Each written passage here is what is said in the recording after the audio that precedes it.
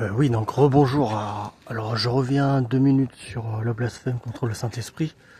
Alors comme je l'ai très bien dit, ceci revient à mépriser Jésus-Christ et son enseignement, sa parole, le don gratuit du salut qu'il est venu apporter aux hommes.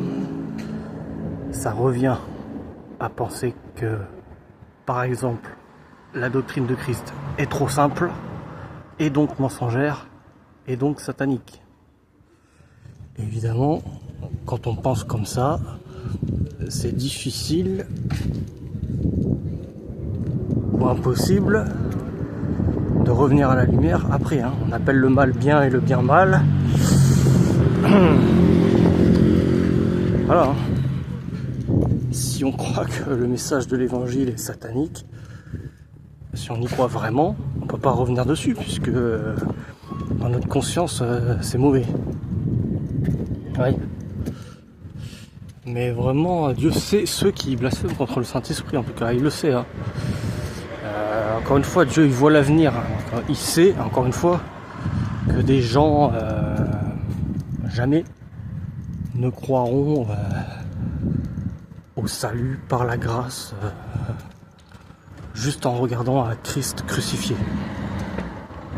Dieu connaît ceux pour qui cette prédication de la croix restera à vie une folie et un scandale.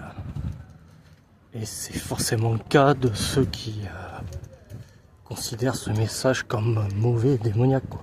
Ceux pour qui c'est arrêté dans leur cœur, quoi. Le fait que ce soit démoniaque.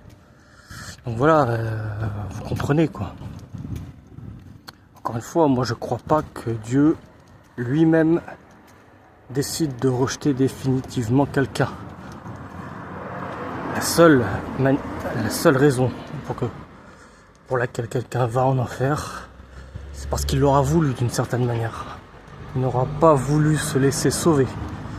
Mais ça aurait été un religieux, par exemple, qui aura voulu se sauver lui-même, au lieu de se laisser gracier. Voilà, c'était la petite précision.